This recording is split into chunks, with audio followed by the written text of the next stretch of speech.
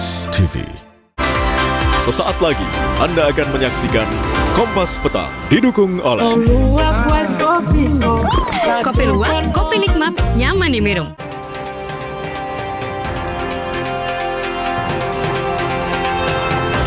Sempat padam api yang melahap lahan di Bukit Dingklik, kawasan Gunung Bromo yang berada di wilayah Pasuruan, Jawa Timur kembali membara. Ratusan personel gabungan dikerahkan untuk memadamkan api.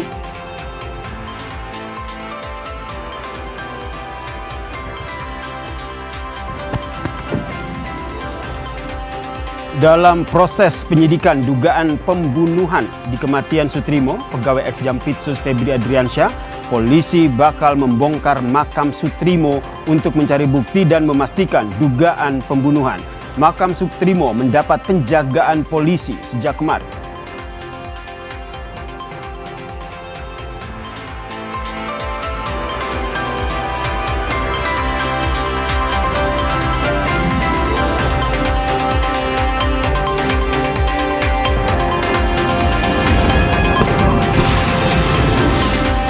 Usai menggempur Iran, Presiden Amerika Serikat Donald Trump kini memunculkan usulan untuk meminta ganti rugi ke Iran.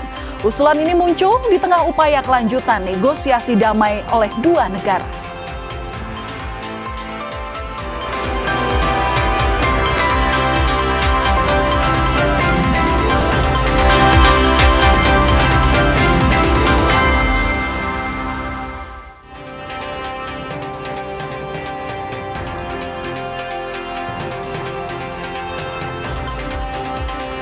Halo, selamat sore Indonesia. Disiarkan langsung dari studio Newsroom Menara Kompas Jakarta. Kompas Petang hadir dengan sejumlah informasi bersama saya Yasir Neneama. Dan saya Valentina Sitorus. Kita langsung ke informasi pertama di Kompas Petang. Hari ini saudara, sempat padam api yang melalap Bukit Dingklik kawasan Gunung Bromo yang berada di wilayah Pasuruan, Jawa Timur kembali membara.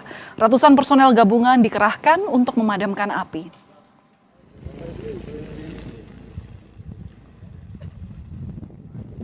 Sejak pertama kali berkobar pada Minggu siang, api yang melalap hutan dan lahan Bromo sisi Pasuruan sulit dipadamkan. Titik kebakaran yang masih belum terkendali berada di Bukit Dingklik, Desa Wonokitri, Kecamatan Tosari, Kabupaten Pasuruan. Jalur ekstrim membuat pemadaman lebih sulit dilakukan. Sementara satu titik lain yang berada di Bukit Penanjakan dinyatakan sudah padam. Saat ini pemadaman terus dilakukan baik lewat jalur darat dengan cara manual maupun lewat jalur udara dengan menggunakan skema waterbombing. Kawasan konservasi di 4 wilayah yakni di Kabupaten Probolinggo, Lumajang, Malang, dan Pasuruan terbakar dengan luas terdampak 520 hektar lebih.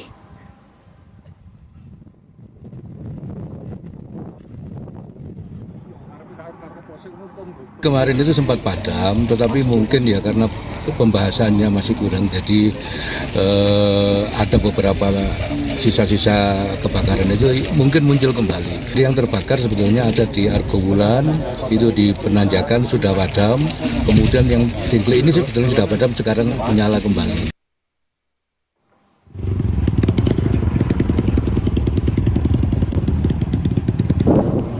Warga Desa Ranupani, Kecamatan Senduro, berjaga setiap hari di wilayah perbatasan Kabupaten Probolinggo dan Lumajang untuk memantau titik api agar tidak merambat semak atau rumput kering yang bisa merembet ke kawasan hutan di lereng Semeru, Lumajang.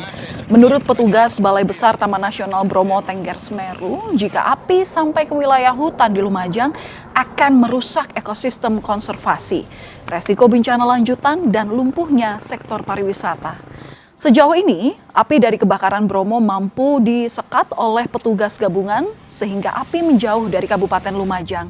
Dan saat ini kebakaran Bromo meluas hingga ke wilayah Blok Dingklik, Kabupaten Pasuruan, di mana proses pemadaman dari udara masih terus dilakukan dengan menggunakan helikopter milik BNPB.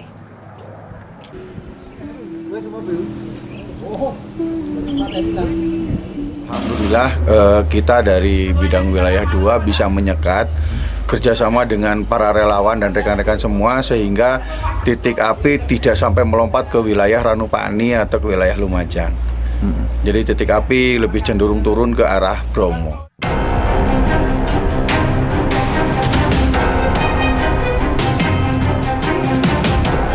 Akibat kebakaran hutan dan lahan, Balai Besar Taman Nasional Bromo Tengger Semeru memutuskan menutup objek wisata sampai batas waktu yang belum ditentukan. Namun, sejumlah wisatawan ada yang belum tahu penutupan ini.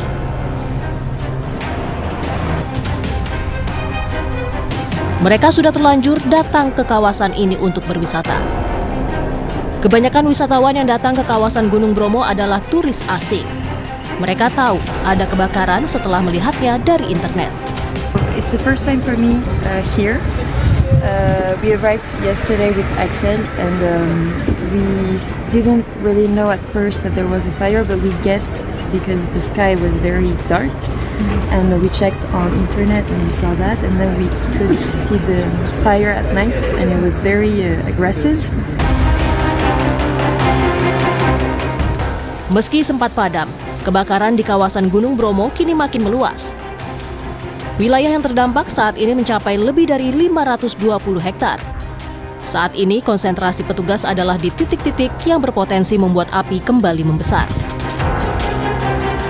Jadi kemarin itu sempat padam, tetapi mungkin ya karena pembahasannya masih kurang, jadi ada beberapa sisa-sisa kebakaran itu mungkin muncul kembali. Jadi yang terbakar sebetulnya ada di Argo Wulan, itu di Penanjakan sudah padam, kemudian yang Singkli ini sebetulnya sudah padam, sekarang menyala kembali.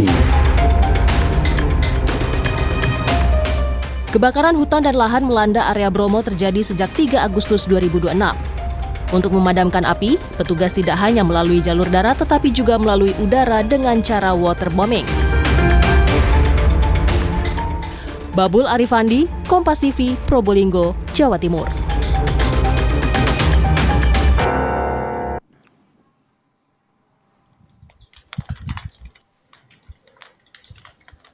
Masih soal kebakaran lahan, saudara. Pasca kebakaran lahan di puncak Gunung Gede di Cianjur, Jawa Barat, petugas masih menemukan api yang berkobar.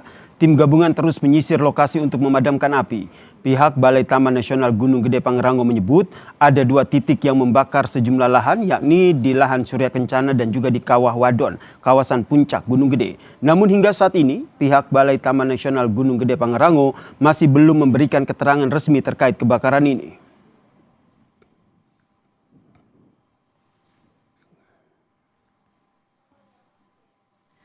Dan untuk mengetahui informasi terkini terkait kebakaran yang terjadi di wilayah Gunung Bromo, kita akan tanyakan kepada jurnalis Kompas TV Babul Arifandi yang berada di Probolinggo, Jawa Timur. Selamat petang, Babul. Jadi sampai saat ini bagaimana penanganan kebakaran di wilayah Gunung Bromo?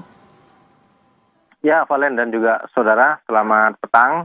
Perlu kami informasikan bahwa perkembangan terbaru dari kebakaran hutan dan lahan yang terjadi di Gunung Bromo saat ini adalah bahwa petugas gabungan dari Taman Nasional Bromo Tengger Semeru dibantu BPBD, relawan, TNI Polri, hingga para relawan masih berproses melakukan pemadaman.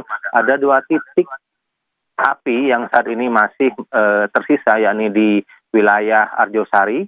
Di wilayah Arjosari ini masuk wilayah Kabupaten Probolinggo. Kemudian 1 wilayah lagi di daerah Dingkli, masuk wilayah Kabupaten Pasuruan. Proses pemadaman telah berlangsung sejak pagi tadi hingga hari ini, dan sekitar pukul 5 nanti proses pemadaman akan dihentikan karena tidak memungkinkan bagi petugas gabungan untuk melakukan pemadaman saat kondisi cuaca kurang bersahabat. Dan ada 2 skema yang sudah dilakukan sejauh ini, yakni skema darat dengan menggunakan helikopter waterbombing, kemudian ada juga skema darat di mana petugas melakukan pemadaman dengan cara manual sederhana, kemudian juga menggunakan drone water cannon. Ada 34 titik api yang sudah terdeteksi di wilayah Gunung Bromo ini, Valen, dan dari 34 itu baru 32 titik yang sudah terkendali penuh, dan 2 titik ini masih belum sepenuhnya bisa dikendalikan. Masih ada titik api, dan tidak mungkin, bukan tidak mungkin dengan cuaca yang saat ini angin kencang, kemudian juga banyak pepohonan dan ranting yang kering, ini bisa menyebabkan kebakaran kembali meluas, Valen. Ya, Gunung Bromo ini menjadi objek wisata. Lantas bagaimana dengan wisatawan yang sudah terlanjur datang ke wilayah ini? Apakah mereka memang diperkenankan masuk ke area ini atau dipulangkan? Babul. Ya, Valen, sejak 4 hari yang lalu, tepatnya pada Sabtu malam kemarin, pihak pengelola wisata Taman Nasional Bromo Tengger Semeru sudah memutuskan untuk menutup objek wisata Bromo dari 4 pintu masuk sekaligus. Hal ini dilakukan demi keselamatan dan keamanan bagi pengunjung yang jika dibiarkan masuk ke wilayah kaldera atau padang savana bukan tidak mungkin dapat menyebabkan korban. Dan banyak memang para wisatawan yang mayoritas merupakan wisatawan asing yang hingga hari ini masih tetap ingin berkunjung masuk ke kawasan kaldera. Mereka baru mengetahui jika Bromo terbakar dan ada penutupan melalui jejaring media sosial dan juga sosialisasi yang disampaikan oleh petugas gabungan. Dan meskipun sosialisasi sudah dilakukan, tetapi tetap para wisatawan yang ingin masuk ke kawasan kaldera ini tetap tidak diperbolehkan dan diimbau bagi para wisatawan ini untuk tidak nekat dan menerobos kawasan wisata yang saat ini masih cukup berbahaya. Apabila ingin tetap menikmati kawasan Bromo, maka para wisatawan diimbau untuk menikmati spot-spot di wilayah lereng yang masih menyisakan banyak spot cantik, Valen. Baik, terima kasih atas laporan lengkap Anda, jurnalis Kompas TV Babul Arifandi langsung dari Probolinggo, Jawa Timur. Usai jeda di Kompas Petang, kami akan kembali dengan informasi dalam proses penyidikan dugaan pembunuhan di kematian Sutrimo, pegawai Ex-Jampitsus Febri Adriansyah, polisi bakal membongkar makam Sutrimo untuk mencari bukti dan memastikan dugaan pembunuhan. Makam Sutrimo pun mendapat penjagaan polisi sejak kemarin.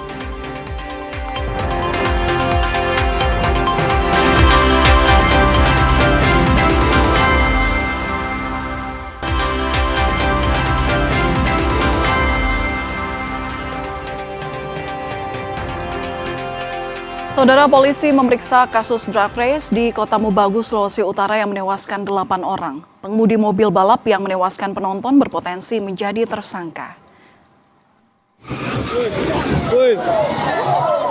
Polda Sulawesi Utara menegaskan penyelidikan insiden maut dalam ajang drag race dan drag bike di Kota Mobagu yang menewaskan 8 orang dilakukan secara menyeluruh. Seluruh pihak yang terlibat dalam kegiatan ini akan diperiksa dan hingga kini 5 orang telah diperiksa oleh Polres Kota Mobagu. Pemeriksaan juga menyasar panitia penyelenggara dan pengemudi mobil balap yang terlibat dalam insiden. Polisi menyebut pengemudi mobil balap yang mengakibatkan 8 orang meninggal berpotensi menjadi tersangka.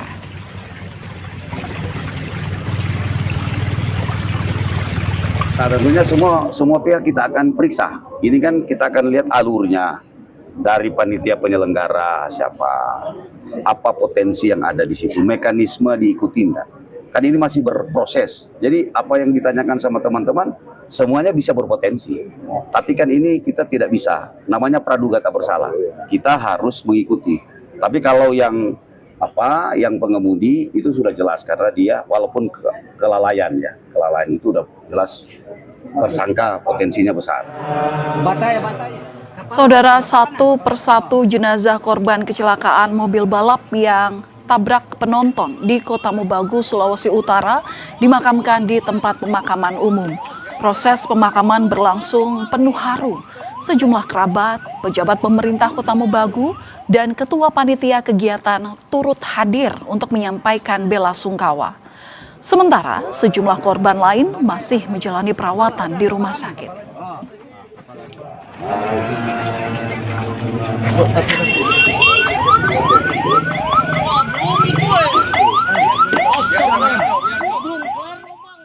Sorotan kami terkait dengan persiapan pelaksanaan ekshumasi di makam Sutrimo di Banyumas, Jawa Tengah yang mulai dilakukan. Pemerintah desa memasang tenda dan membawa air untuk persiapan ekshumasi.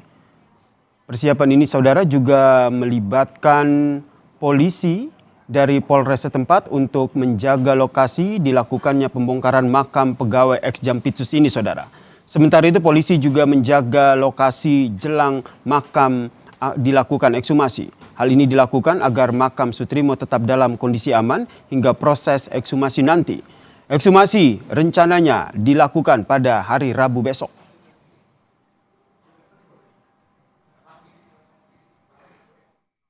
Dari Polresta Banyumas akan memberikan bantuan pengamanan yang maksimal supaya pelaksanaan kegiatan ekshumasi dapat berjalan dengan lancar.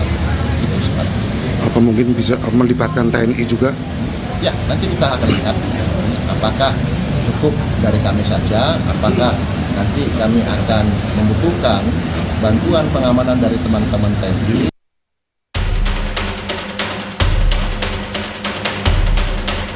Di Rabu lusa kami akan melakukan ekshumasi. Kalau dia nggak otopsi itu paling baik tentu secepat mungkin gitu ya, begitu orang itu meninggal. Ada ancaman, ketakutan ya, bukan berarti karena ada ancaman, tapi rasa takut. Keinginannya sih pengen tahu kepastian kematian Pak Soetrimo itu aja. Merasa ada yang tidak wajar dalam kematian Soetrimo, keluarga mendiang pegawai ex Jampitsus ini akhirnya melaporkan kasusnya ke polisi dengan dugaan pembunuhan atau pembunuhan berencana. Kejanggalan yang jadi landasan laporan diantaranya hilangnya kontak dari pihak pengantar jenazah yang sempat berjanji mengembalikan barang-barang pribadi korban, termasuk telepon genggam Soetrimo dan adanya temuan busa yang keluar dari mulut Soetrimo saat detik-detik terakhirnya meninggal dunia.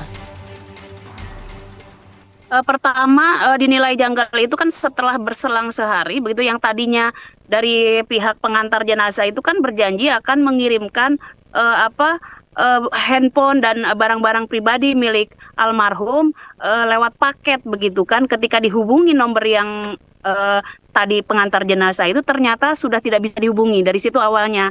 Lalu tiba-tiba terus kan di media massa mulai di blow up begitu kan, ada foto yang berbusa dan lain-lain segala macam. Ini dari keluarga jadi bertanya-tanya begitu kan, segala macam itu. Kasus kematian Soetrimo kini resmi naik ke tahap penyidikan. Penyidik menerapkan pasal dugaan pembunuhan atau pembunuhan berencana. Untuk mencari bukti material baru, Ditreskrimum Polda Metro Jaya menjadwalkan proses ekshumasi atau pembongkaran makam korban di Banyumas, Rabu 12 Agustus.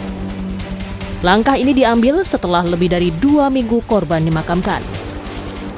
Kami sudah meningkatkan ke proses penyidikan. Insya Allah hari Rabu lusa kami akan melakukan ekshumasi di Banyumas. Sebagaimana laporan polisi yang kami terima itu adalah pasal pembunuhan ataupun pembunuhan berencana. 24 saksi sudah kami periksa, kami minta keterangan di dalam proses penyelidikan. Tenggat waktu ini pun menjadi tantangan terbesar dalam membongkar penyebab kematian Soetrimo. Dokter forensik Rumah Sakit Universitas Indonesia menegaskan, otopsi idealnya dilakukan sesaat setelah korban dinyatakan meninggal dunia. Jeda waktu lebih dari 2 minggu dipastikan memicu proses pembusukan alami jenazah yang berpotensi menyulitkan tim dokter forensik dalam mendeteksi penyebab pasti kematian korban. Tapi masih bisa ditemukan kalau dalam waktu 3 minggu itu, dokter? Tergantung sebenarnya mau kita cari apa. Kan itu ya. Jadi tergantung juga tadi pembusukannya sudah sejauh mana. Itu yang sebenarnya kita belum tahu kan gitu. Jadi mungkin aja ternyata tanahnya tadi justru baik sehingga mempreservasi jenazahnya gitu, sehingga masih ada organ-organ yang masih cukup baik pemeriksaannya. Itu salah satu kemungkinan gitu. Tapi mungkin juga kalau misalnya ternyata kondisi tanahnya justru mempercepat pembusukan, ya ada kemungkinan kita memang nggak ketemu apa-apa. Pembuktian ilmiah melalui pembongkaran makam ini akan menjadi kunci utama membongkar misteri kematian Soetrimo secara terang benderang, termasuk mengusut apakah kematian Soetrimo murni karena medis atau dugaan pembunuhan seperti yang disangkakan keluarga. Tim Liputan, Kompas TV.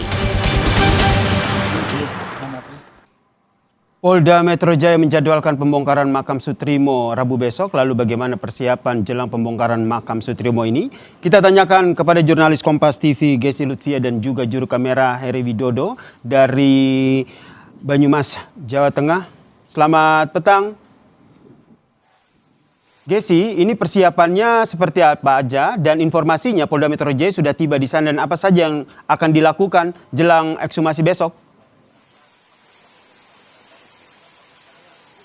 Ya, selamat petang Yaser dan juga saudara. Saat ini saya berada di TPU Desa Wulahar, Kecamatan Wangon, Kabupaten Banyumas, tempat di mana almarhum Sutrimo ini dimakamkan. Kalau bisa Anda saksikan Yaser, di belakang saya ini merupakan lokasi yang besok ini akan dilakukan ekshumasi. Di sini sudah dipersiapkan dan juga sudah ada personel pengamanan untuk mengamankan jalannya kegiatan besok hari. Kalau bisa Anda saksikan di belakang saya ini juga sudah dipasang garis polisi guna mencegah atau meminimalisir besok adanya gangguan dari mungkin masyarakat sekitar yang turut hadir untuk menyaksikan proses ekshumasi agar tidak kemudian menghalangi proses yang dilakukan oleh pihak kepolisian. Nah, di belakang saya, tepatnya di makam almarhum Sutrimo ini juga sudah dipasang kemudian tenda dan juga inafis yang merupakan peralatan-peralatan begitu ya yang nantinya akan digunakan untuk proses ekshumasi pada esok pukul 10 waktu Indonesia Barat mendatang. Kalau kami tadi berbincang-bincang dengan pihak keamanan begitu ya, memang berbagai persiapan ini dilakukan jauh-jauh waktu di H-1 dan juga tentunya pengamanan yang ditekankan begitu agar makam korban atau makam almarhum ini masih tetap utuh dan juga sama begitu hingga nanti proses ekshumasi. Kalau dari tim Polda Metro Jaya kami mendapatkan informasi bahwa Kabid Humas tadi menyebut pada saat melakukan memberikan informasi kepada saya begitu ya bahwa beliau ini masih melakukan koordinasi dengan dokter forensik sehingga memang besok beliau ini baru bisa ditemui di TKP 1 jam sebelum ekshumasi ini kemudian akan dilakukan. Nanti kita akan menunggu bagaimana kira-kira proses ekshumasi yang akan dilakukan besok ya, Ser. Baik, terima kasih atas informasinya terkait dengan jelang pembongkaran makam dari Sutrimo yang akan dilakukan esok hari oleh Polda Metro Jaya. Gesi Lutfia dan juga juru kamera Heri Widodo. Saudara, Kompas Petang masih akan kembali usai jeda dengan informasi mengenai polisi masih mendalami identitas dari Febrio Adiono yang merupakan pegawai kejaksaan yang disebut menjadi salah satu pengantar jasad Sutrimo, pegawai ex Jampitsus.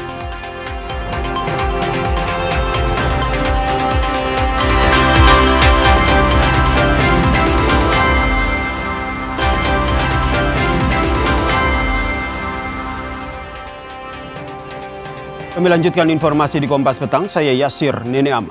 Polisi masih mendalami identitas dari Febrio Adiono, pegawai kejaksaan yang disebut menjadi salah satu pengantar jasad Sutrimo, pegawai ex Jampitsus.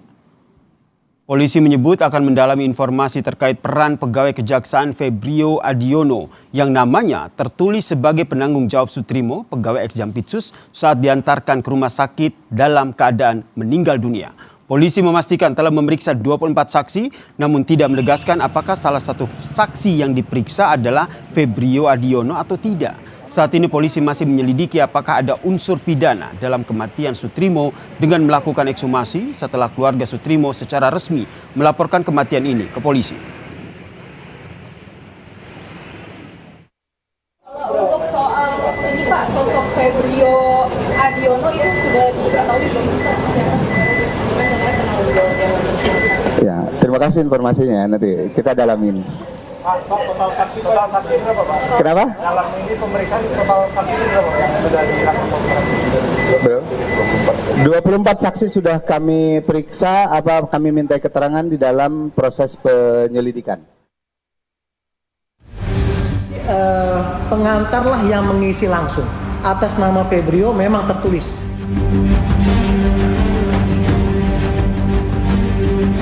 Namanya saudara Febrio yang kami tahu memang dia pegawai kejaksaan, tapi bukan jaksa, pegawai kejaksaan.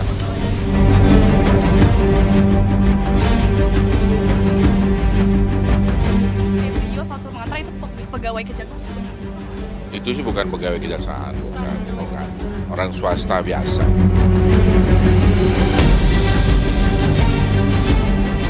Febrio Adiono diduga menjadi salah satu pengantar jasad Sutrimo, pegawai ex-Jampitsus yang tewas di depan klinik kecantikan di Kebayoran Baru. Namun sosok Febrio masih menjadi teka-teki, padahal ia salah satu saksi kunci kematian Sutrimo. Sebelumnya, dalam keterangan kepada wartawan pada 7 Agustus, Kapus Penkum Kejaksaan Agung sempat menyebut Febrio Adiono sebagai pegawai kejaksaan. Namun Anang menegaskan Febrio bukan jaksa. Keterangan berbeda sempat muncul pada 10 Agustus 2026. Jamintel Reda Mantovani membantah Febrio sebagai pegawai kejaksaan, melainkan pihak swasta.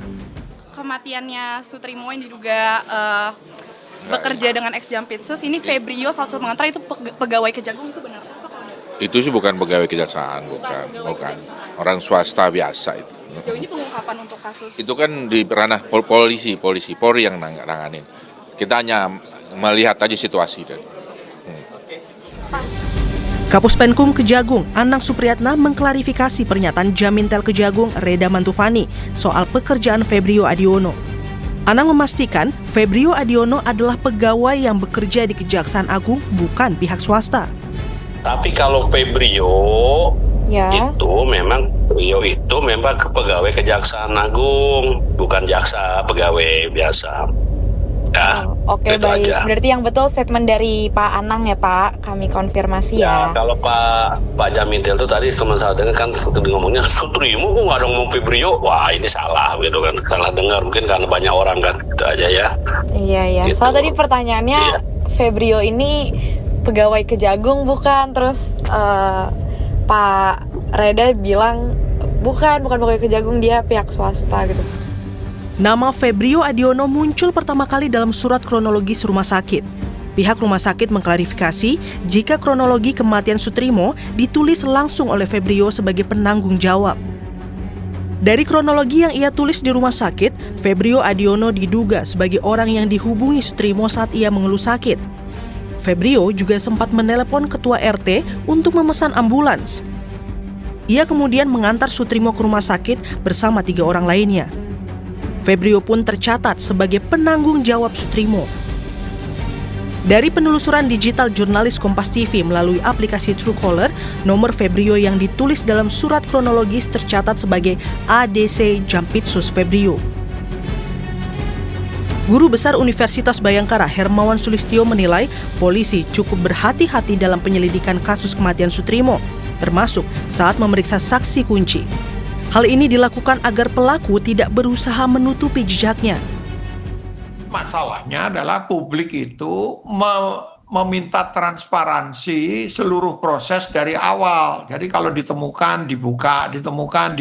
Nah, sementara polisi menyimpannya terus supaya tidak kecolongan, yang lain ditutupi. Ini contoh aja nih, karena mayat itu ketika ditemukan, ada foto tangan dan sebagainya, itu kan berusaha ditutupi supaya Febrio ini nggak ketahuan, akhirnya ketahuan. Nanti Febrio nyangkut kemana lagi, itu akan ditutupi lagi kayak gitu. Nah, polisi berusaha supaya itu jangan terjadi gitu. Polisi memastikan sudah memeriksa 24 saksi dalam kasus ini. Saat ditanya soal sosok Febrio sudah diperiksa atau belum, polisi mengatakan akan mendalami. Tim Liputan Kompas TV. Polisi bersiap melakukan ekshumasi atau pembongkaran makam Sutrimo di Banyumas besok. Sementara itu sejumlah saksi juga sudah diperiksa untuk mengungkap adakah kejanggalan dan unsur pidana dalam kasus Sutrimo atau tidak. Kita bahas bersama dengan mantan Kabar Eskrim, Pak Ito Sumardi, dan juga Ketua Risk Center Bang Julius Ibrani. Selamat petang semuanya. Selamat petang, Yasir. Terima kasih. Saya ke Pak Ito dulu. Pak Ito, kasus ini sudah naik ke penyidikan setelah keluarga melaporkan dugaan pembunuhan dan pembunuhan berencana. Analisa Anda, apakah dugaan terhadap pembunuhan Sutrimo ini akhirnya menguat?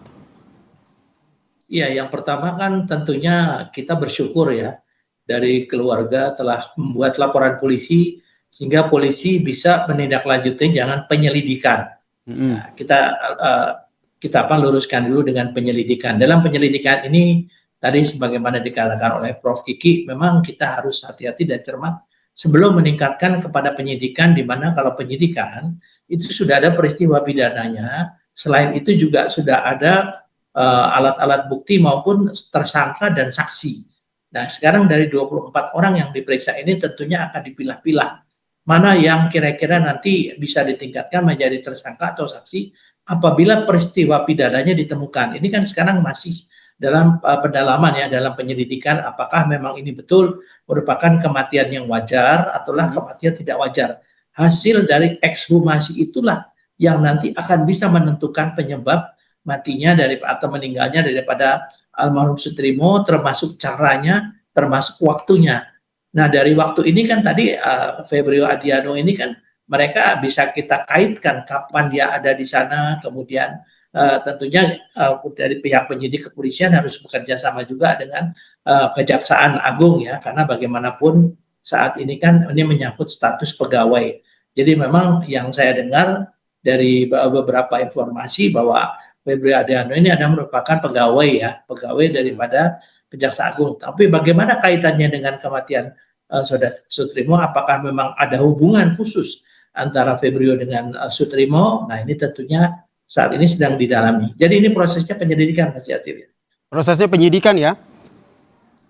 Penyelidikan. Nanti setelah dari hasil ekshumasi dari dokter kehakiman mengatakan bahwa ini diduga ada kematian yang tidak wajar, maka ini sudah ada peristiwa pidana yang tentunya akan menjadi suatu hal yang bagi penyidik Polda Metro saat ini yang akan mengkaitkan dengan saksi-saksi yang sudah diperiksa ya.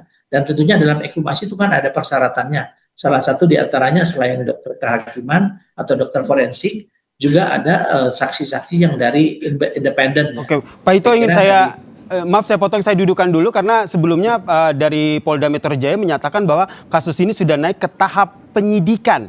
Nah, dalam proses hukumnya sudah masuk ke tahap penyidikan dengan memeriksa sejumlah saksi, ada 24 saksi. Ini berarti arahnya akan kemana? Akan ada penetapan tersangka? Kalau dikatakan proses penyidikan, itu kan berarti sudah ada peristiwa pidananya. Berarti sudah harus ada tersangkanya, harus ada saksi-saksi, dan mencari bukti-bukti. Jadi kalau menurut saya, laporan polisi itu selalu selain tertangkap tangan, itu selalu ditindaklanjuti dengan penyelidikan. Dari penyelidikan inilah kalau ditemukan 2 alat bukti yang dianggap cukup, maka bisa ditingkatkan menjadi proses penyidikan. Saya kira demikian. Kalau dari Bang Julius sendiri melihatnya seperti apa analisa Anda? Karena dari polisi sendiri setelah dilakukan laporan pihak keluarga memeriksa 24 saksi, menaikkan statusnya jadi penyidikan dari kasus kematian Sutrimo ini. Ya, kalau dari awal saya tegaskan kepada Pak Kapolda Metro Jaya ini harus langsung pakai skema penyidikan. Kenapa? Begitu banyak yang janggal, Yasir. Mulai dari jam 4 subuh itu 22 Juli maghrib masih berkomunikasi, 23 Juli subuh masih berkomunikasi, kirim foto dan segala macam. Tahu-tahu 6.37 sekitar jam itu ditemukan tak bernyawa. Lalu ketika ditemukan tak bernyawa, bukan di posisi dia jam 4 tadi mengirimkan gambar untuk menjaga rumah, gitu ya. Setelah itu pun yang membawa ke rumah sakit bukan pihak keluarga, tidak diinformasikan juga kepada pihak keluarga. Yang kami tahu ketika kami ngirim tim untuk diskusi dengan pihak keluarga, baru tahu sekitar 23 Juli malam, sekitar 20.30. Ini ada satu rentang waktu yang panjang meninggalnya anggota keluarga tapi tidak diinfo. Ini sudah sebuah kejanggalan. Kita tidak perlu mengukur ada racun atau tidak, ada apa segala macam atau tidak. Itu yang pertama. Yang kedua, kalau kita pakai teori relasi, ini penting apakah hilangnya nyawa Sutrimo ini menghambat atau mengganggu proses penegakan hukum atau tidak, gitu loh. Jadi ini nggak bisa dilepaskan penegakan hukumnya di kamar yang kiri, lalu kematian Sutrimo di kamar yang kanan. Ini nggak bisa. Biar bagaimanapun juga dalam satu penegakan hukum, adanya saksi sebagai alat bukti yang menjadi kunci gitu, itu penting untuk dilindungi.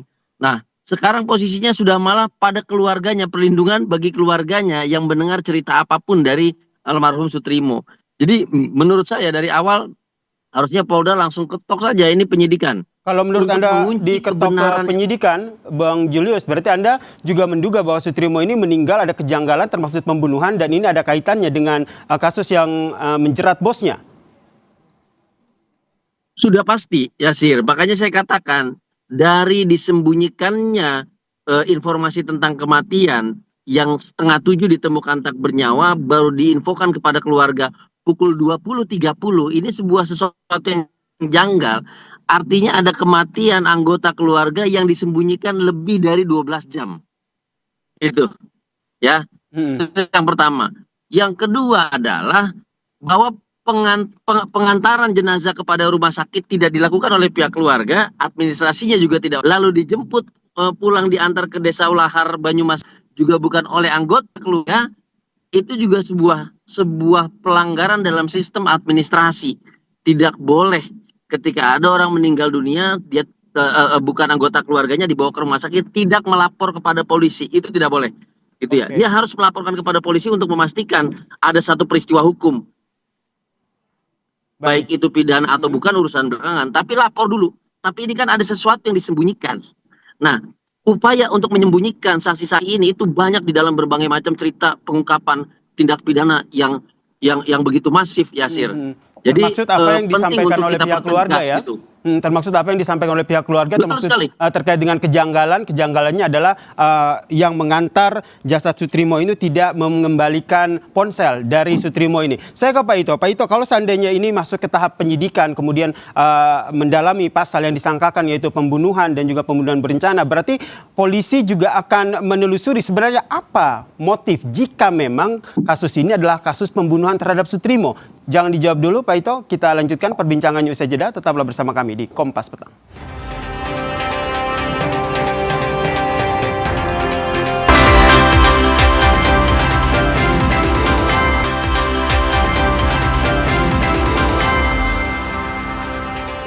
Masih bergabung di diskusi kita petang ini mantan Kabar Eskrim Pak Ito Sumardi dan juga Ketua Risk Center Bang Julius Ibrani. Pak Ito, kasus ini sudah naik ke tahap penyidikan dengan dugaan pembunuhan. Jika kita melihat rentetan fakta terkait dengan kematian dari Sutrimo, menurut Anda seperti apa atau dengan cara apa dugaan pembunuhan ini dilakukan? Saya mungkin meluruskan ya, Mas Yasir. Kalau kasus pembunuhan, tentunya kan harus ada alat buktinya. Nah, kita kan sedang mau melakukan ekshumasi.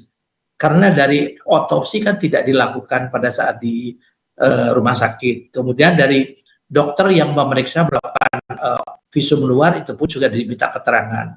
Dan sampai saat ini penyidik itu masih baru besok melakukan ekshumasi. Bagaimana kita mengatakan itu pembunuhan kalau kita belum bisa menentukan apakah almarhum meninggal secara tidak wajar. Nah, kemudian oleh karena itu, betul yang dikatakan Prof. Kiki tadi, polisi itu penyidik harus hati-hati. Untuk menaikkan dari proses penyelidikan menjadi penyidikan, tentunya harus memiliki dua alat bukti yang bisa dipertanggungjawabkan secara sah.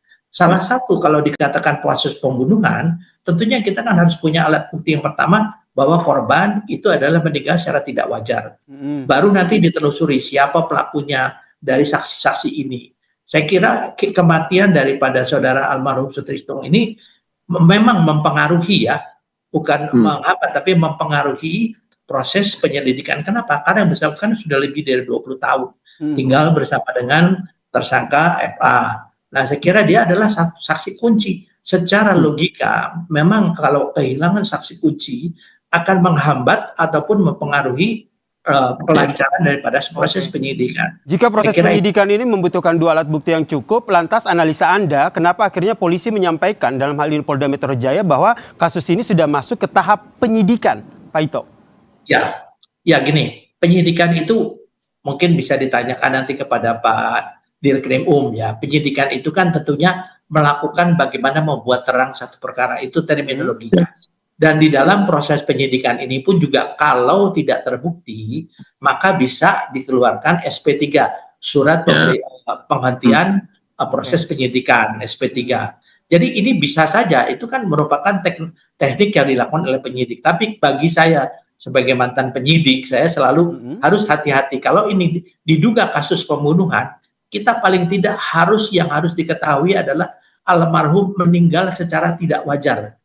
Kalau meninggal wajar, ya mungkin sulit ya kalau kita mengarahkan ke sana.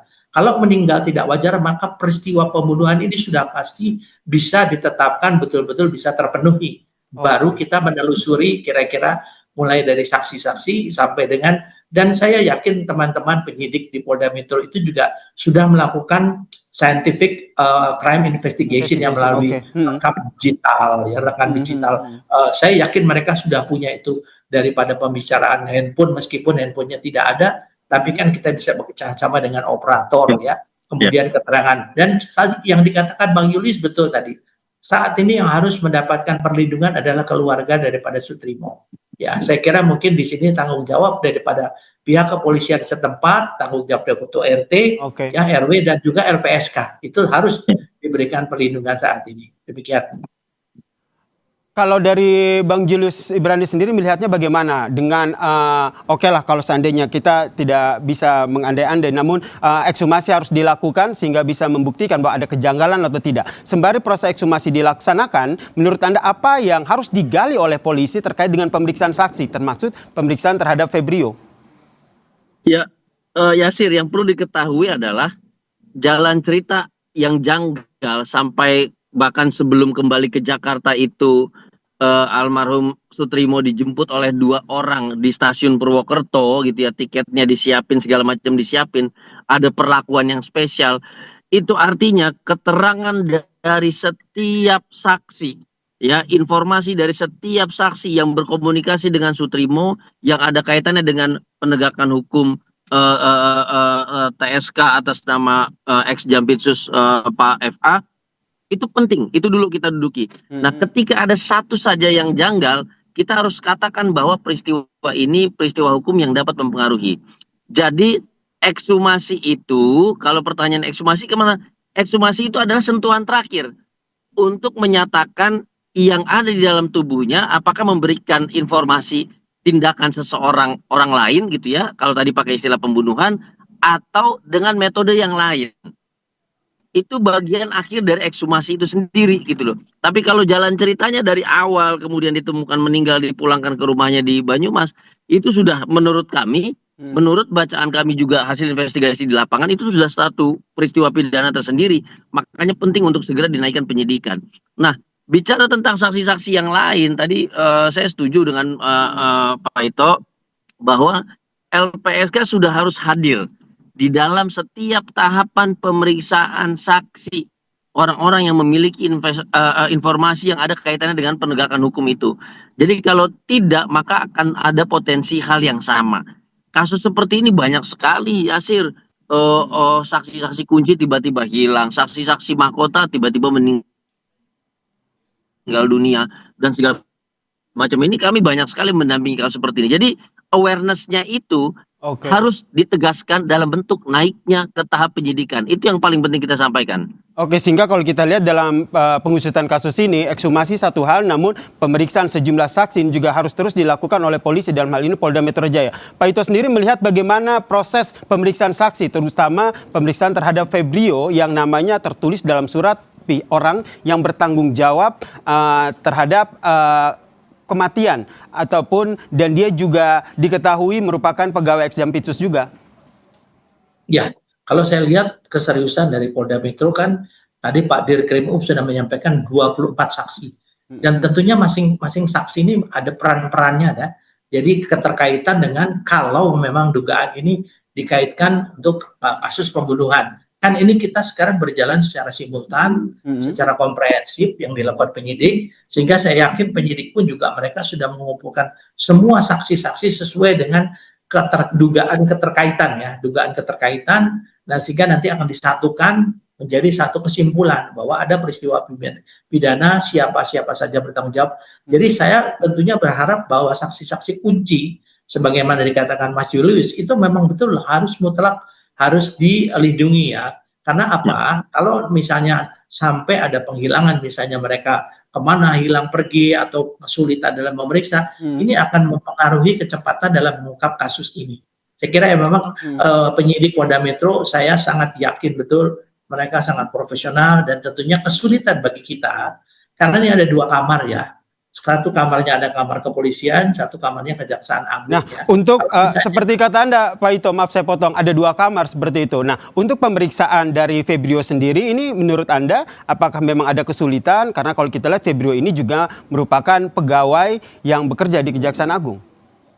Ya, sekarang kalau jawabannya hanya singkat, apakah memang betul kasus ini ingin kita buka seterang-terangnya, seobjektif mungkin atau tidak? Saya yakin teman-teman di Kejaksaan Agung juga mereka ingin agar kasus ini juga bisa terang benderang ya. Dan saya sangat yakin dengan pertemuan Pak Kapolri dengan Pak Kejagung, itu beliau sudah sepakat bahwa kasus ini harus dibuka untuk sebenar-benarnya, seterang-terangnya. Kita hanya bisa berharap ya, ya. Sehingga bacaan Anda, Pak Ito, ada 24 saksi yang sudah diperiksa tapi tidak dipaparkan. Di situ ada nama Febrio atau tidak. Bacaan Anda, Febrio ini menurut Anda sudah diperiksa atau belum terkait dengan kasus ini?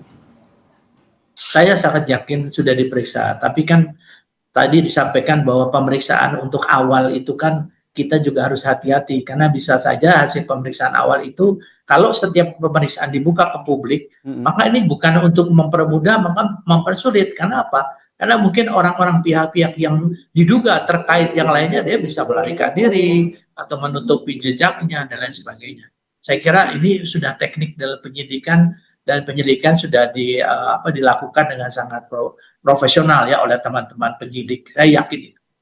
Ya, mengedepankan scientific crime investigation ya, termasuk ekshumasi yang dilakukan besok hari begitu. Banyak pihak yang menyuarakan bahwa ekshumasi besok harus dilakukan secara independen dan juga transparan. Menurut Bang Julius sendiri, pihak mana saja yang harus diikut sertakan dalam ekshumasi esok? Ya, tentu ekshumasi ini menjadi kunci karena menurut saya ini titik akhir ya, Yasir, dalam pemeriksaan dugaan tindak pidana ini di atas kematian Sutrimo. Jadi perlu dibuka secara transparan, perlu libatkan masyarakat sipil di situ, perlu hadirkan tokoh masyarakat di situ, perlu hadirkan tokoh agama di situ, selain komitmen dari Kapolri dan Jaksa Agung yang sedari kemarin bicara tentang mekanisme koordinasi yang ketat dan bekerja bersama. Itu yang paling penting. Sehingga satu sisi betul Pak Ito bilang ada kerahasiaan yang harus dijaga dalam setiap tahapan pemeriksaan, begitu juga dengan nama-nama saksi. Tetapi setiap proses dan progres itu perlu ada transparansinya. Tujuannya untuk apa? Untuk membersihkan asumsi-asumsi, opini-opini publik, yapping-yapping influencer yang pengennya bikin gaduh, lalu bikin narasi ini itu yang mengerikan sekali, ini itu segala macam. Itu paling pentingnya di situ, transparansi, lalu untuk clearance asumsi dan opini publik yang kontraproduktif.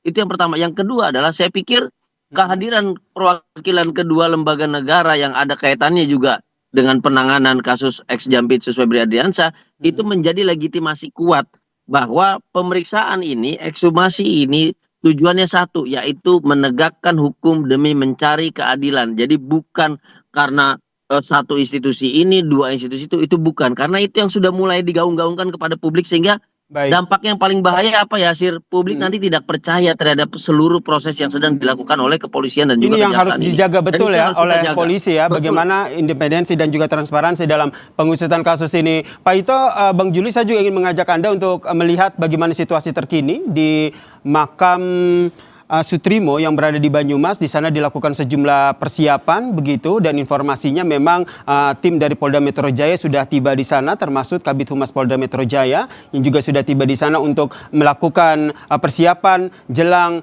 ekshumasi esok hari begitu. Kalau dari Pak Ito, sepengalaman Anda, jika kita kaitkan dengan rentan waktu yang sudah cukup lama begitu, hampir lebih dari 2 minggu dari waktu meninggalnya Sutrimo, dari pengalaman Anda, apa saja yang nantinya menjadi kendala dalam proses ekshumasi ini, Pak Ito? Ya, secara medis ya, memang selama ini kita tahu dulu yang almarhum Brigadir Yosua, ada beberapa orang melakukan ekshumasi. Lamanya makam itu digali, itu ada proses pembusukan, Mas Yasir ya.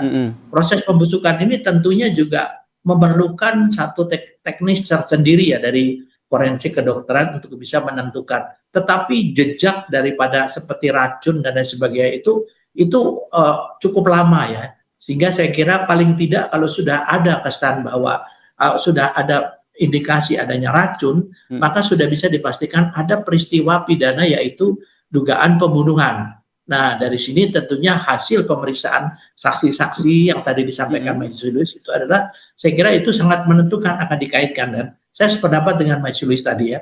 Kadang-kadang kalau kita terlalu lama ya, terlalu menutup, maka akan muncul spekulasi di masyarakat yang berkembang secara liar.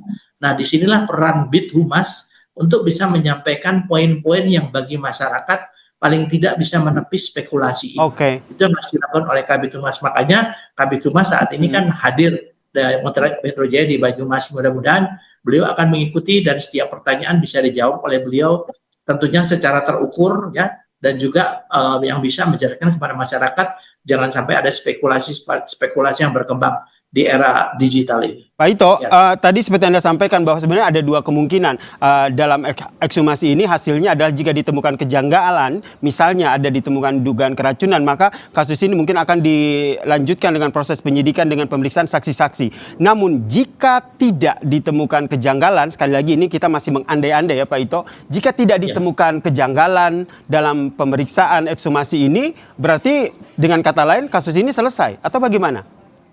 Ya kan harus dikaitkan juga dengan rekam medisnya yang bersangkutan apakah memang memiliki penyakit yang yang akut ya, yang atau yang serius yang bisa mengakibatkan kematian. Kan kalau tidak salah pada saat ditemukan mulutnya berbusa ya. Jadi saya kira ini hal-hal yang dari keterangan dokter yang memeriksa saat di rumah sakit, kemudian juga dengan hasil ekshumasi, kemudian dengan rekam medis daripada almarhum, ini yang nanti akan disimpulkan oleh penyidik apakah ini ada peristiwa pidana yaitu pembunuhan ataukah kematian dengan wajar. Jadi saya kira betul kita juga harus menjaga privasi ataupun azas praduga tak bersalah, jangan sampai karena memang ini menjadi perhatian publik dikait-kaitkan dengan seolah-olah ini penyebab terkait dengan kasus yang ditangani Kejaksaan Agung. Kan kasihan juga untuk keluarga daripada tersangka. Tapi kalau memang ini betul-betul kasus pembunuhan, ini harus diungkap tuntas ya.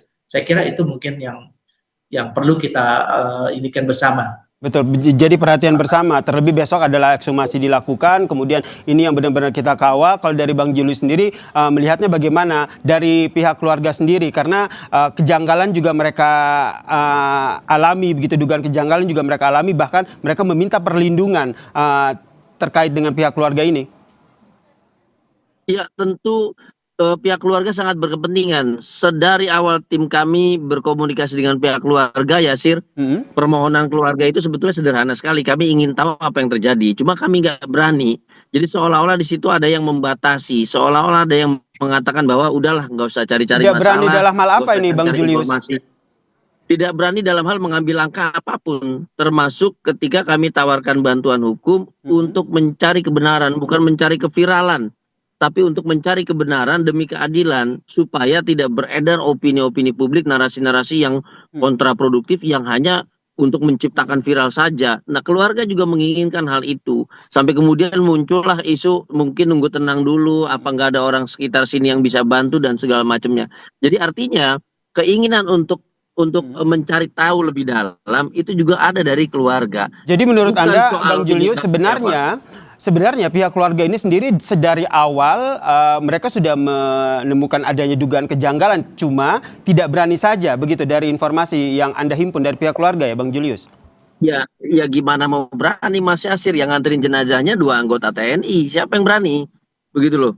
Kalau yang mengantarnya adalah memang yang berkomunikasi dengan beliau, yang memang warga biasa, sipil segala macam, ya tentu hal yang berbeda yang dirasakan. Jangankan pihak keluarga dengan kondisi anggota keluarganya meninggal, orang biasa saja melihat aparat berseragam seperti itu sudah takut, Yasir. Jadi ini yang sebetulnya perlu kita kawal bersama-sama, gitu loh.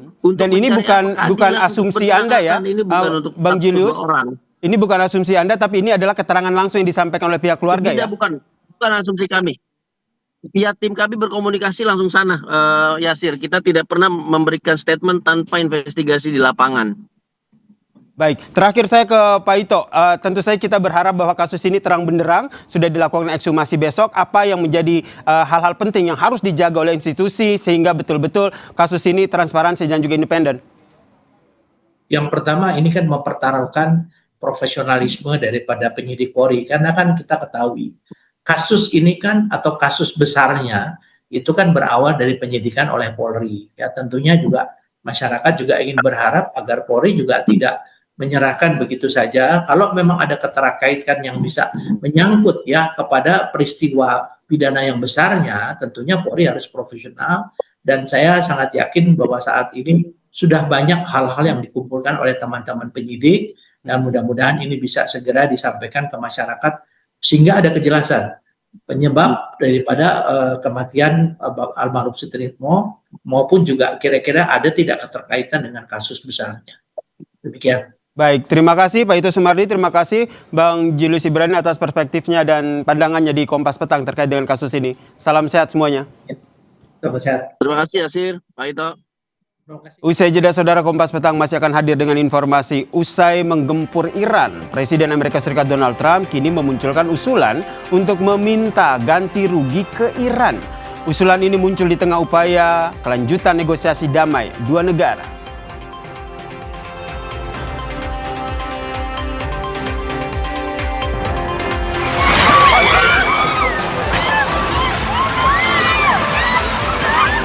Kompas Petang juga menyoroti terkait dengan sebuah bangunan runtuh di pusat kota Pereira, Kolombia akibat gempa bumi berkekuatan magnitudo 7,4 yang mengguncang Kolombia pada Senin kemarin.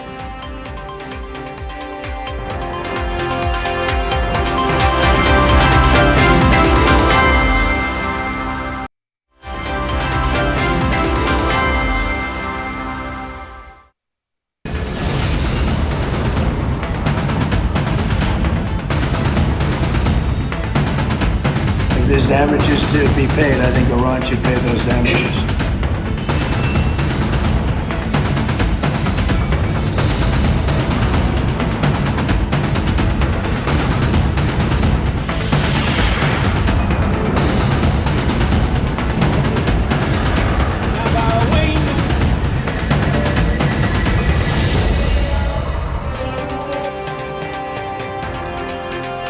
Saudara, pasukan Israel terus melancarkan serangan ke selatan Lebanon yang menargetkan kota Mansuri, Iran. Memasukkan syarat penghentian serangan ke Lebanon dalam draft negosiasi damai dengan Amerika Serikat yang kini terhambat. Media Iran, Press TV, melaporkan serangan militer Israel ke kota Mansuri di Lebanon Selatan. Dentuman keras disusul ledakan dan api ini terjadi pada malam hari dan terekam kamera warga Lebanon. Sementara itu di wilayah Sautar al-Sharqiyah di distrik Nabatiyah, Lebanon Selatan, militer Israel juga menghancurkan rumah warga. Tank-tank terlihat bergerak melalui wilayah itu meskipun negosiasi masih berlangsung. Media Lebanon melaporkan sebelumnya bahwa tentara Israel telah membom kota timur Zautar pada Minggu pagi waktu setempat.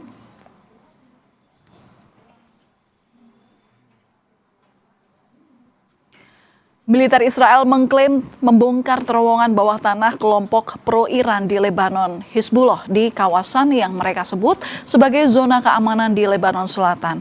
Rekaman yang dirilis pada hari Minggu menunjukkan pemandangan udara dari beberapa ledakan di lokasi. Menurut IDF, menyatakan menemukan lorong itu selama operasi minggu lalu dan menemukan senapan Kalashnikov, rudal, peluncur anti-tank, senjata artileri, dan roket.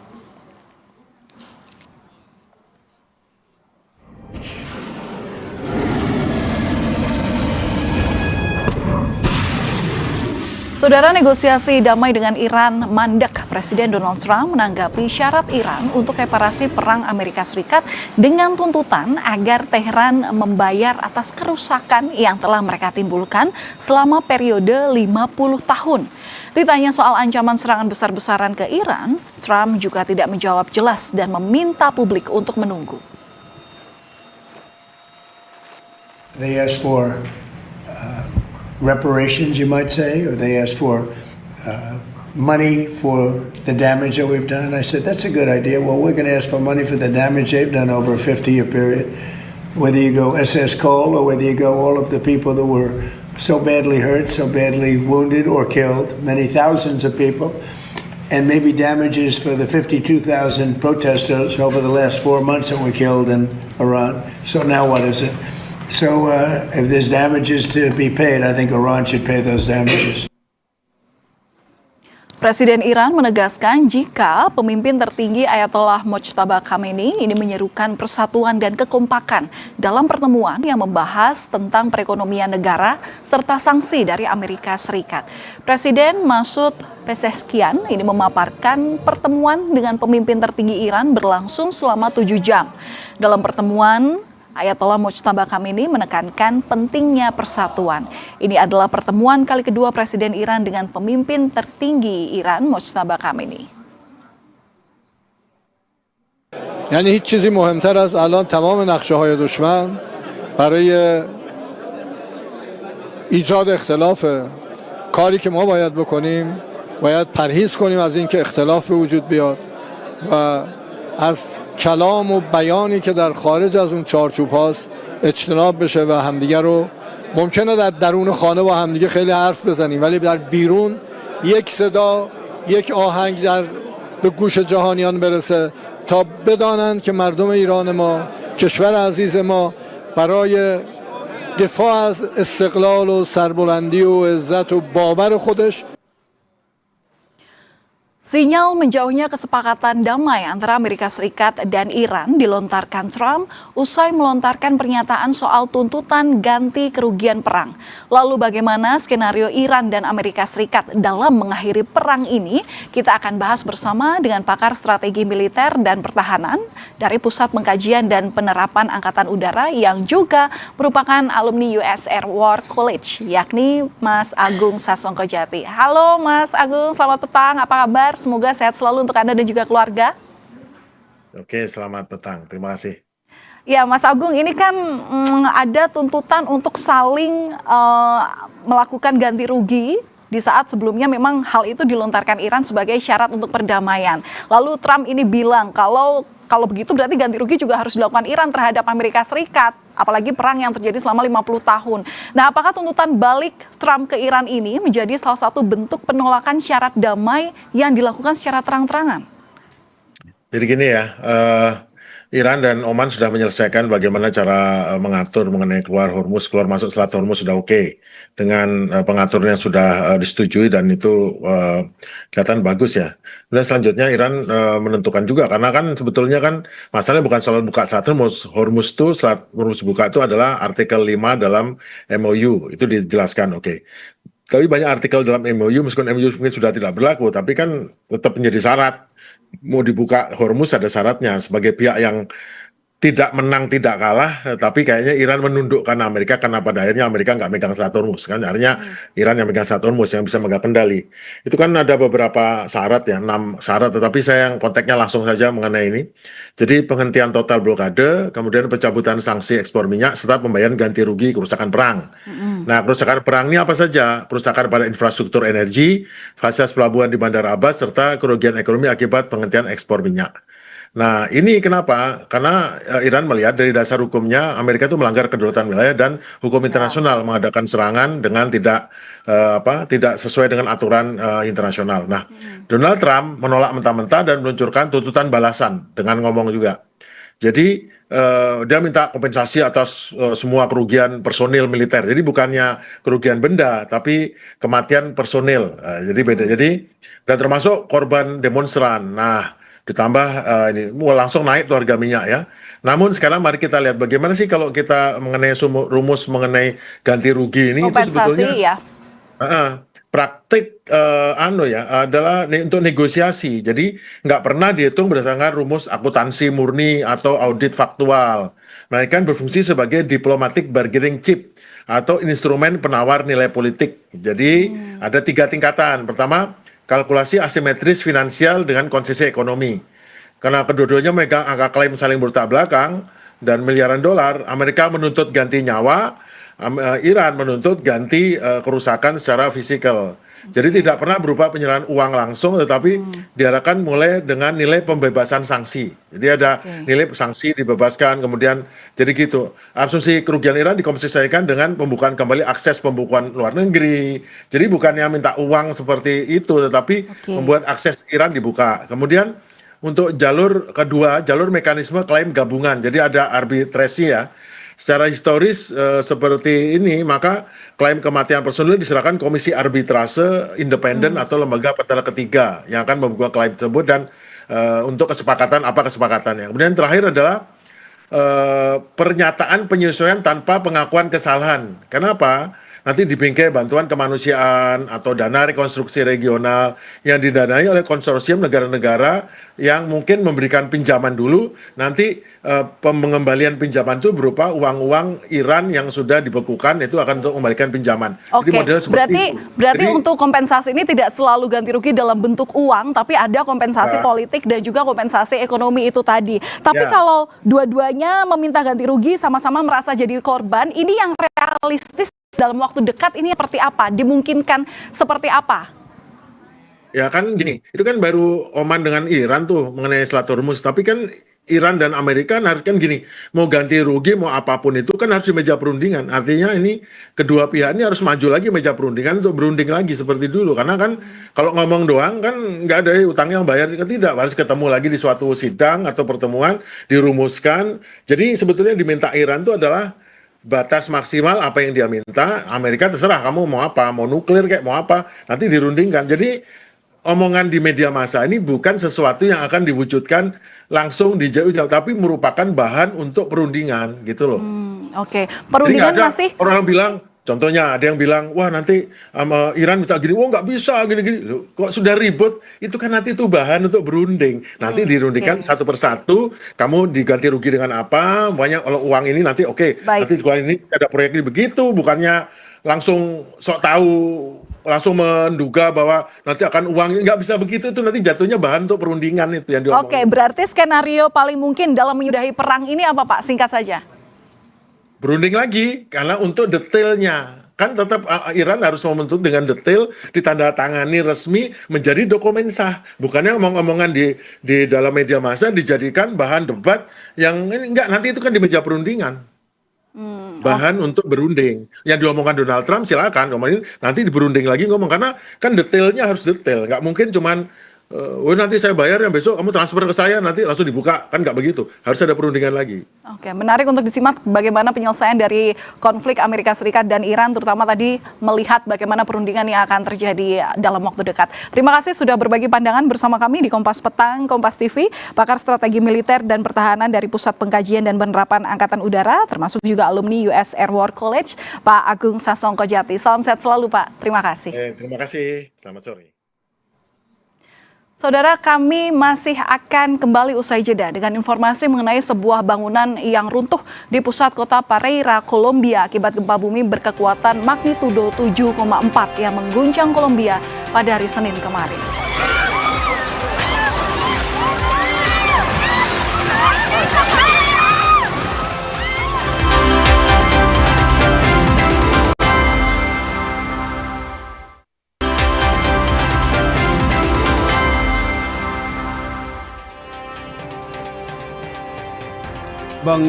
Terima kasih Anda masih menyaksikan Kompas Petang, Saudara. Sebuah bangunan runtuh di pusat kota Pereira, Kolombia akibat gempa bumi berkekuatan magnitudo 7,4 yang mengguncang Kolombia pada Senin kemarin.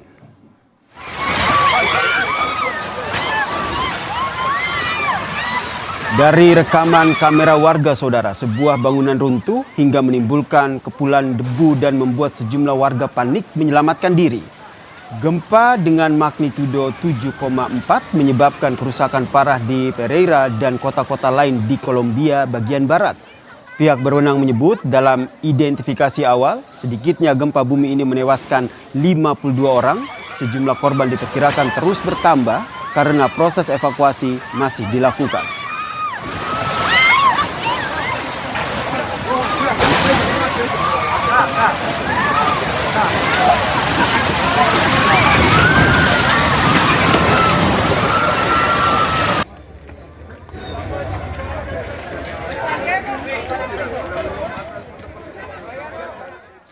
Kompas Petang masih akan kembali usai jeda dengan informasi mengenai polisi memeriksa kasus drag race di Kota Mobagu, Sulawesi Utara yang menewaskan 8 orang.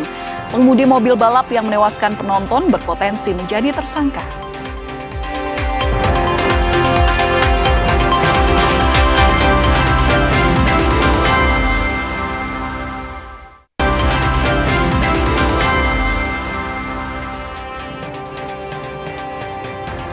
Saudara, polisi memeriksa kasus drag race di Kota Mobagu, Sulawesi Utara yang menewaskan 8 orang. Pengemudi mobil balap yang menewaskan penonton berpotensi menjadi tersangka. Polda Sulawesi Utara menegaskan penyelidikan insiden maut dalam ajang drag race dan drag bike di Kota Mobagu yang menewaskan 8 orang dilakukan secara menyeluruh. Seluruh pihak yang terlibat dalam kegiatan ini akan diperiksa. Hingga kini, 5 orang telah diperiksa oleh Polres Kota Mobagu. Pemeriksaan juga menyasar panitia penyelenggara dan pengemudi mobil balap yang terlibat dalam insiden. Polisi menyebut pengemudi mobil balap yang mengakibatkan 8 orang meninggal berpotensi menjadi tersangka. Nah, tentunya semua pihak kita akan periksa. Ini kan kita akan lihat alurnya dari panitia penyelenggara siapa, apa potensi yang ada di situ, mekanisme diikutin. Kan ini masih berproses. Jadi apa yang ditanyakan sama teman-teman semuanya bisa berpotensi. Tapi kan ini kita tidak bisa. Namanya praduga tak bersalah. Kita harus mengikuti. Tapi kalau yang pengemudi itu sudah jelas karena dia walaupun kelalaian itu udah jelas tersangka, potensinya besar. Sorotan selanjutnya, Saudara, mantan Menteri Agama Yakut Khalil Qaumas didakwa merugikan keuangan negara sebesar lebih dari 622 miliar rupiah dalam kasus dugaan korupsi kuota haji tambahan tahun 2023-2024. Jaksa mengatakan korupsi ini dilakukan Yakut secara bersama-sama. Jaksa mengatakan Yakut bersama dengan mantan staf khususnya yaitu Isfah Abidal Aziz, Direktur Operasional PT Makassar Toraja, Ismail Adam, dan juga Ketum Asosiasi Kesturi Asrul Aziz Taba. Pengisian kuota haji khusus tambahan tahun 2023-2024 ini, Saudara, yang dilakukan oleh Yakut bertentangan dengan ketentuan hukum yang berlaku dengan tujuan untuk mengakomodir permintaan dari Asosiasi Penyelenggara Ibadah Haji Khusus. Sementara itu, Yakut Khalil Qaumas mengaku tidak menerima aliran dana sepeser pun dalam kasus dugaan korupsi, pengalihan dan pembagian kuota haji tambahan tahun 2023-2024.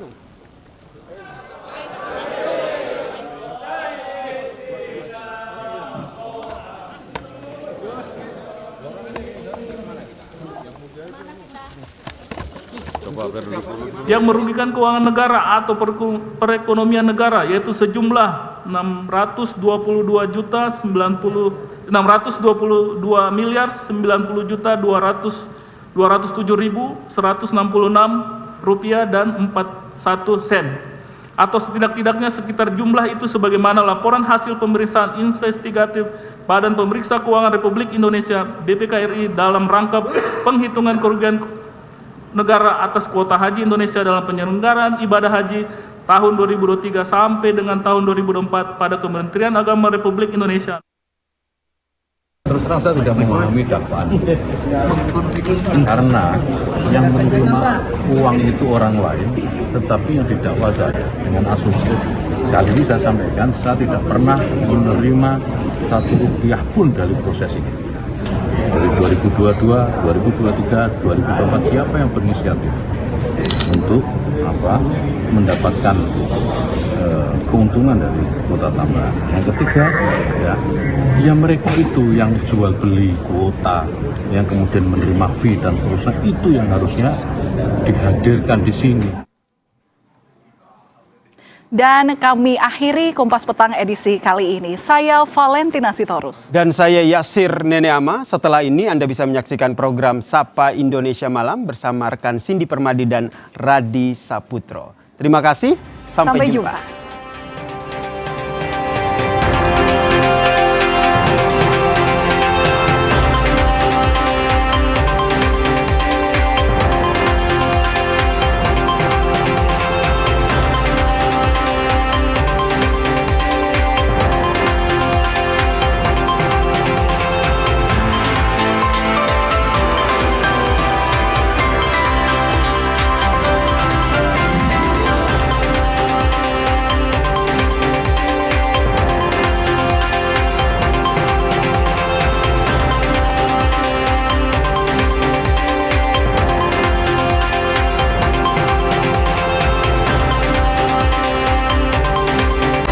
Terima kasih Anda telah menyaksikan